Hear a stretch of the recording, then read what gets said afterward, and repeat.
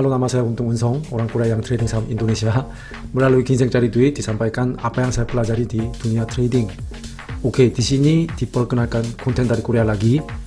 Apa yang dipelajari oleh trader profesional yang mengelola dana dari perusahaan sekuritas sebagai investor institusi ketika junior traders memasuki ruang trading pertama kali.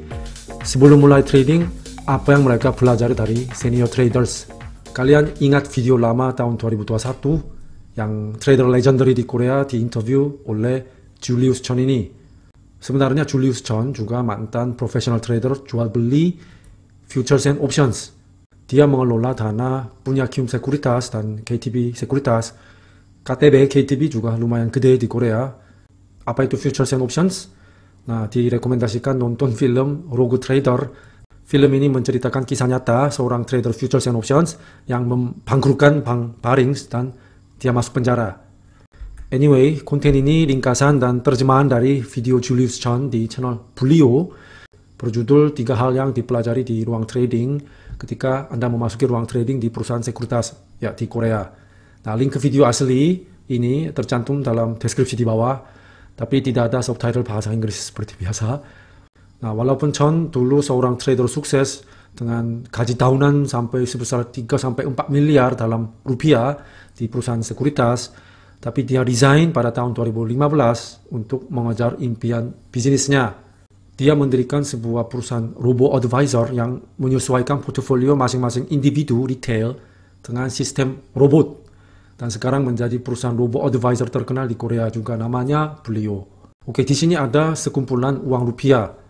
Sebenarnya ini adalah jumlah uang A dan uang B digabung. Jumlah A plus B adalah 110 juta dan uang A dikurangi uang B adalah 100 juta. Berapa jumlah masing-masing A dan B? Nah, bisa kita menjawab dalam 30 detik? Oke, jika ada yang mengira A itu 100 juta dan B itu 10 juta, nah itu salah. Karena kalau A dikurangi B dapat 90 juta kan, bukan 100 juta. Ya kan? Ini adalah naluri kita untuk mengambil kesimpulan tanpa memutar otak untuk menghitung. Jawaban yang benar adalah 105 juta dan 5 juta. Dikatakan ini adalah salah satu soal untuk tes bagi junior traders di trading room. Apakah seorang trader bisa pakai linear equation? Ya, bahasa Indonesianya persamaan linear ya. Oke, dengan pola pikir matematis, sebenarnya nggak usah sampai rumus yang rumit kayak ini. Tapi ya jangan 100 juta dan 10 juta aja seperti jawaban polos. Oke, selanjutnya, misalkan seorang trader lagi bermain roulette di kasino. Nah, dia melempar bola putih dan menebak apakah dapat angka ganjil atau genap. Ada nomor sampai 36, tapi kalau bolanya masuk di kotak 0 dan 00, itu tidak valid. Dan pemain tidak bisa ambil apapun. Oke, berapa probabilitas kasino akan menang dan pemain akan menang? Oke, sekilas, ganjil ada 18, genap ada 18. Tampaknya memiliki probabilitas 50% kan? Tapi probabilitasnya berubah karena ada 0 dan 00 di sini. Oke, ternyata probabilitas kasino akan menang adalah 52,6% karena 18 ditambah 2 yaitu 0 dan 00, 20 kan? Jadi 20 dibagi dengan jumlah angka 38. Sedangkan peluang pemain untuk menang adalah 18 dibagi 38, yaitu 47,4%. Nah, perbedaan probabilitas adalah 5,2%. Oke, keunggulan 5,2% inilah yang menjadi sumber pendapatan kasino, ya kan? Kalian pernah nonton film Runner Runner? Nah, ini adalah film tentang kasino. Ada sebuah adegan di mana Justin Timberlake ini menghadapi pemain yang ngomong kasar ke dealer. Jadi Timberlake ini sendiri pegang dealer untuk kalahkan pemain kasar ini. Pemain ini sebenarnya dia menang 2 kali berturut-turut. Tapi tidak berhenti. Malah menaikkan taruhan dan memutuskan untuk melempar dadu lagi. Nah, disitulah dia salah. Dia mengabaikan probabilitas. Nah, hasilnya pemain yang kalah. Jadi Timberlake yang menang. Kemudian Justin Timberlake mengingatkan pemain tentang kebenaran abadi di industri kasino. You forgot the eternal truth. The house always wins. Jadi dikatakan probabilitas tertinggi untuk seorang pemain adalah taruhan pertama. Karena taruhan itu menyatu dengan probabilitas, seiring bertambah jumlah taruhan yaitu main ulang-ulang, pemain mendekati 47% misalkan di sini ya. Maka taruhan yang punya probabilitas menang paling tinggi di kasino adalah dengan mempertaruhkan semua uang di bawah di betting pertama. Dan jika menang, langsung pulang. Karena kalau diulangi terus, ujung-ujungnya kalah sama kasino. Gara-gara probabilitas diatur. Nah, ini kalau kita membandingkannya dengan saham, mungkin yang terbaik adalah ketika dapat cuan dengan beginner's luck. Oke, tarik uang, withdraw, dan belajar untuk meningkatkan peluang cuan sambil praktekin dengan lot sangat kecil. Oke, anggap aja kita punya 100 juta dan beli dan jual saham A. Beli di 100 dan jual di 100. Ulangi 100 kali. Oke, setelah beli jual dengan harga yang sama, ulangi 100 kali, berapa saldo yang tersisa? 60 juta. Ya, kalian udah tahu karena fee dan pajak. Ini karena asumsi fee transaksi beli 0,15%, kalau jual 0,15%, ditambah pajak 0,1%. Nah, ini belum lagi biaya materai 10.000 tiap hari transaksi. Kita beli dan jual dengan harga yang sama, harusnya bukan kerugian. Ya, satu kali trading oke 0,4% rugi karena fee dan pajak. Tapi kalau ulanginya 100 kali, 40% dari uang pokoknya hilang sebagai biaya dan pajak. Ya, hikmahnya di sini adalah saat trading, kita perlu bersabar untuk memasuki posisi tertentu dengan hati-hati sampai dapat keyakinan yang tinggi. Kalian pernah dengar aturan 70% dari Masayoshi Son, pendiri SoftBank? Nah, dia mengatakan ketika dia membuat keputusan investasi, dia tidak menunggu sampai dia yakin 90%. Dia masuk investasi kalau dia sudah yakin 70%. Nah, dia bilang kalau menyelidiki sampai dia memiliki 90% keyakinan, itu sudah tertinggal dari pesaing-pesaing yang lain. Seperti apa jadinya jika kita memasukkan aturan ini ke saham? Dikatakan ada 5 faktor utama yang dipertimbangkan oleh traders profesional sebelum mereka ambil posisi. Market, news, chart, laporan keuangan, dan supply demand. Nah, apakah pasar saat ini bullish yang bagus untuk beli saham? Atau apakah ini pasar beruang yang berbahaya? Berapa lama berita ini bisa menggerakkan harga saham? Seberapa dekat indikator-indikator di chart masuk kriteria saya? Apakah perusahaan sedang bertumbuh atau rugi? Kemudian supply demand digerakkan sama siapa? Asing atau institusi? Jadi semua faktor ini dianggap sebagai 100 poin. Berarti kalau dapat lebih dari 70 poin, masuk, ambil posisi. Semakin berpengalaman trader tersebut, semakin singkat waktu yang dibutuhkan untuk screening untuk 70 poin ini. Sehingga mereka bisa masuk dengan harga yang lebih menguntungkan dibanding yang lain. Titik keyakinan 90% mungkin ada di sekitar sini. Tapi masalahnya saat kita masuk, kita tidak bisa tahu apakah ini pola head and shoulder. Nah, bisa saja dia berbelok naik seperti ini, karena chart itu lagging indicator, indikator lagging. Setelah terjadi, baru terbentuk. Hanya setelah terjadi kita bisa sadar masuknya bahu kanan. Karena lagi di bahu kanan, jadi kita lagi di dalam tren menurun. Jadi keyakinan 70% itu bisa menjadi cara untuk memindahkan titik masuk ke bahu kiri. Mungkin saat scalping juga sama ya. Naluri kita biasanya percaya diri di puncak harga saham. Tapi kita tahu dari pengalaman, itu sebenarnya adalah pembelian oleh FOMO. Karena begitu membelinya, harga saham langsung turun secara pengalaman. Artinya, volume transaksi yang begitu tinggi adalah karena banyak retail nggak tahan dan berburu-buru masuk, maka tidak ada yang membeli lagi di area sini. Sehingga ikan-ikan paus yang membeli duluan banyak di bawah, senang sekali untuk melempar barang di atas. Titik keyakinan 70%. Seberapa jauh kita bisa dimajukan, itu mungkin menjadi kunci untuk menang atau kalah, menurut professional traders. Traders profesional dilatih untuk mencari nilai ekstrim, karena tren akan segera berubah dan kemungkinan membuat peluang keuntungan besar itu meningkat. Walaupun mereka juga dilatih untuk mengikuti tren saat harga naik, tapi dilatih untuk menjual saat kemiringan yang sangat curam ini disertai dengan volume yang besar. Sebaliknya juga, ketika harga saham terus menurun dan kemiringannya menjadi sangat curam, disertai dengan volume besar juga, dilatih untuk membeli. Karena inilah saatnya untuk mendapatkan kapitulasi akhir, yaitu makan barang yang menyerah. Trader sukses berkata, ketika satu sisi menyerah dan terkubur, tren baru yang besar bakal muncul. Oke, Julius Chen menceritakan kisah seorang trader saham yang dia kenal. Nah, trader itu sangat menggemari mobil. Dia selalu mencari Porsche yang dijual cepat di situs jual beli mobil bekas.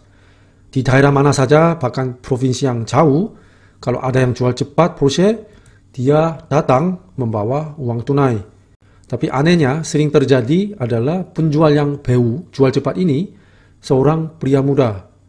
Mereka membelinya dengan harga mahal, misalkan 1M, karena mereka mau flexing segera. Dan habis flexing, baru sadar, habis uang, suatu saat dia membutuhkan uang besar, harus cair, jadi terpaksa menjualnya dengan harga murah. Jadi trader ini meletakkan uang tunai di depan mata penjual ini dan nego. Kalau you jual dengan 700 juta, langsung diserahkan tunai ini. Karena si penjual sudah hilang negotiation power, jadi ambillah 700 juta ini. Nah, trader ini setelah membeli mobil dengan harga yang jauh lebih rendah dari harga pasar, dia menikmati dulu Porsche-nya selama 1 tahun, kemudian menjual lagi pada harga pasar. Dapat cuan lagi. Dan dia cari lagi yang jual cepat, tapi Porsche model yang lain. BU jual cepat pemuda ini mirip dengan Carlos Climax. Oke, pelajarannya adalah orang yang terburu-buru menjual dengan harga murah, orang yang terburu-buru membeli dengan harga yang mahal. Jadi kita harus memiliki pola pikir yang sama dengan trader ini yang memanfaatkan orang yang terburu-buru. Kemudian Julius Chen cerita lagi, selalu ada trader junior yang melihat cuma 3 atau 4 sampel pola grafik, kemudian dia bersemangat karena mereka pikir sudah menemukan pola yang menguntungkan.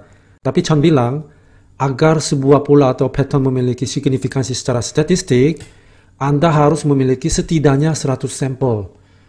Misalkan meskipun 3 pola ini bentuknya breakout serupa, ada banyak sekali kasus ambrol juga setelah tembus, ya kan? Mungkin karena kita manusia terlalu capek kalau disuruh cari 100 sampel. Oleh karena itu, di ruang trading selalu dianjurkan untuk juniors bertanya kepada seniorsnya. Karena senior melewati 100 sampel itu dengan pengalaman jangka panjang, maka itu adalah jalan pintas. Inilah sebabnya mengapa kita harus sering mencari nasihat dari trader berpengalaman. Oke, berdasarkan kisah nyata tentang kenapa mengikuti tren begitu penting, Turtle Trader ini wajib dibaca oleh trader junior di trading room. Mungkin udah banyak teman-teman pernah dengar atau tahu apa Turtle Trader ini. Kenapa trend following itu begitu penting? Karena tren memiliki inersia maka cenderung berlanjut. Kemudian tentang pain, rasa sakit. Ketika lossnya mencapai titik tertentu, ukuran rasa sakit tidak bertambah secara proporsionalnya dengan bertambahnya loss. Ya kan? Rasa sakit tidak meningkat di tingkat tertentu. Rasanya ya flat aja. Kebanyakan traders pasti pernah mengalami, ya termasuk saya. Begitu mulai nyangkut, kalau minusnya minus 10%, minus 20%, nah sakit sekali. Tapi kalau sudah minus 30%, 40%, sudah mati rasa dan terabaikan. Ya kan? Jadi di trading room, perusahaan sekuritas, setiap traders diberi batas kerugian. Nah, ketika batas kerugiannya disentuh, risk manager akan memperingatkan, misalnya, Pak Yanto, batas kerugian sudah tercapai, mohon dijual sekarang. Bahkan ada berita di Korea, kasus yang trader diseret keluar ruangan secara paksa oleh karyawan-karyawan yang lain, karena setelah trader ini menerima peringatan batas kerugian ini, dia tidak cut loss, dia tahan terus.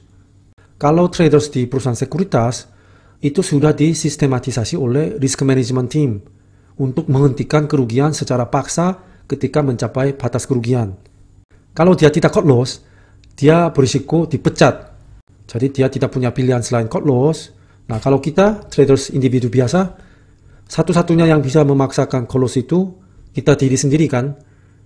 Nah, karena alasan inilah sering terjadi kasus di mana mantan traders perusahaan sekuritas, ketika dia trading di trading room untuk perusahaan sekuritas, dia mendapatkan penghasilan yang bagus, tapi ketika dia resign dan trading dengan uang sendiri, sering habis uang karena tidak ada sistem yang memaksa stop loss, cut loss.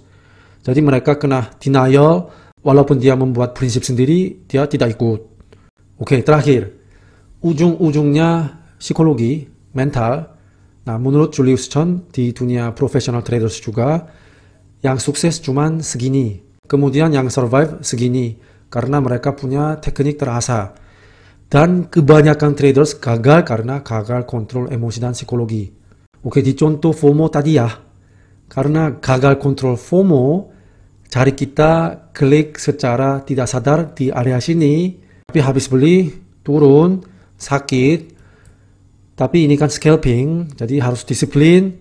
Cut loss, habis cut loss, terbang. Kita kena mental. Ya, disiplin sih disiplin, tapi salahnya dari awal. Entry kita kan salah ya. Harusnya kan klik di sini. Area tadi, ketakutan untuk klik. Inilah mengapa kita membutuhkan begitu banyak pelatihan dan pengalaman untuk mengatasi naluri kita melawan sifat manusia. Oke, cerita seorang trader sukses, kalau dia melihat saham yang jatuh begitu banyak, dia membayangkan trader-trader kesakitan sampai muntah, seperti yang kita bahas tadi, penyerahan, angkat tangan, itu terjadi pada periode rasa sakit yang ekstrim sampai muntah. Sehingga, walaupun area ini sangat menakutkan, si trader sukses itu usahakan besarin betting size 2 kali lipat. Nah, itu harus berdasarkan analisa tajam dan harus punya analisis. Ya, karena tadi, probabilitas pembalikan tren ke atas itu kan meningkat. Jadi, dia begitu berani. Kata Julius Chen, dalam dunia trading futures and options, ada kelompok-kelompok besar yang dengan sengaja memperkuat tren menurun sampai ke garis stop loss yang dikirakan untuk memicu penjualan stop loss-nya dalam jumlah besar. Ya, lempar barang terus sampai sentuh garis cut loss banyak traders. Jadi kalau banyak penjualan stop loss-nya keluar di sini, mereka makan dan menikmati cuan besar dari perubahan tren yang besar. Bagaimanapun dunia trading adalah perang psikologis. Oke, sekian dari saya. Ada 2 hal lain yang sering diceritain oleh traders berpengalaman. Pertama, kerugian terbesar datang setelah keuntungan terbesar yang sampai membuat dia mau joget-joget. Nah, ini karena setelah untung besar, kriteria dan prinsip kita menjadi longgar karena terlalu happy. Kedua, ketika mereka bertahan dan mengatasi sahasanya menyakitkan sekali yang membuat dia mau menyerah, saat itulah keterampilan dan skill trading meningkat sangat pesat. Memang ketika mendekati nilai ekstrim, tren mau berbalik, ya kan? Oke, kalau konten ini bermanfaat, like dan jangan lupa subscribe dan komentar, dan set alarm buat konten berikutnya. Terima kasih, sampai jumpa.